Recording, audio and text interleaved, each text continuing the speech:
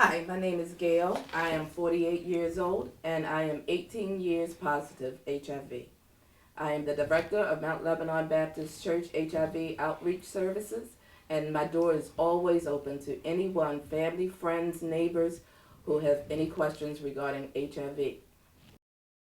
Okay, so when you were first diagnosed, what kind of support, if any, did you get from your family and friends? Well, I was raised as a Jehovah Witness, and because I'm not a Jehovah Witness, I really don't have a relationship with my biological family. But my best friend, her family adopted me more or less. So Okay. they were my best form of support, as well as my children. I have at the time I had a 7-year-old and a 9-year-old. Um, but to this day, they root for me for everything. When you were diagnosed, did you know how you contracted the disease or from whom you contracted it from? I didn't know from whom. You can get HIV either from drug abuse or from unprotected sex. I never did drugs, so I knew I contracted it from unprotected sex. Unfortunately, I didn't know from whom because I trusted everybody I had sex with. Um, so, no, I didn't know from whom. So, what made you decide to go get the test? Before I started any relationship, well, before I became intimate in a relationship, I always suggested to my partner, let's go get tested. So that's what I did. We didn't get tested together. I went to my doctor and they went to their doctor. And when I found out I was HIV positive, then I went and I told my partner to be what my results were. Okay, and how was that person's reaction to you?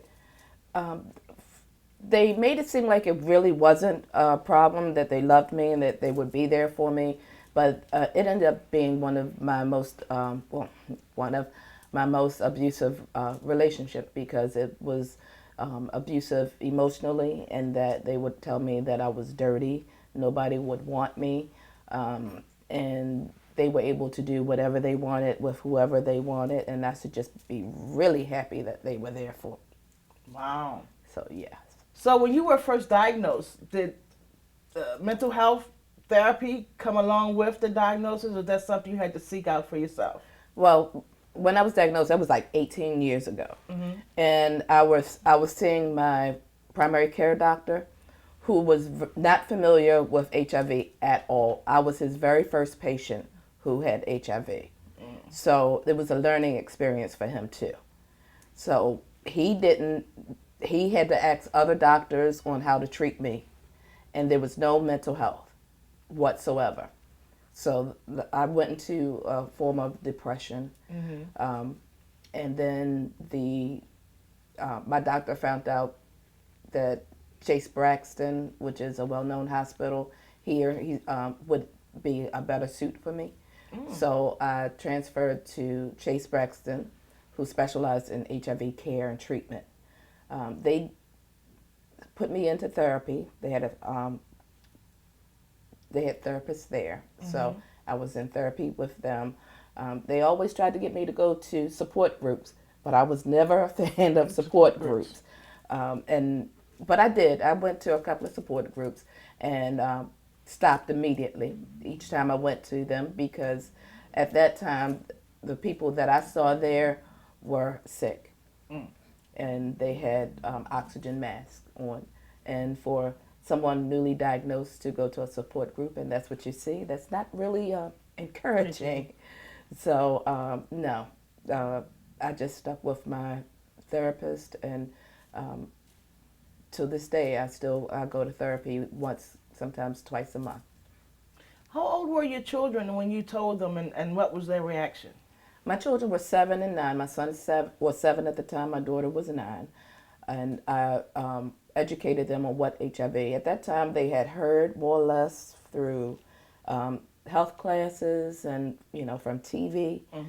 and I just educated them on what it was, and I told them that I was HIV positive, and I just kept stressing to them that.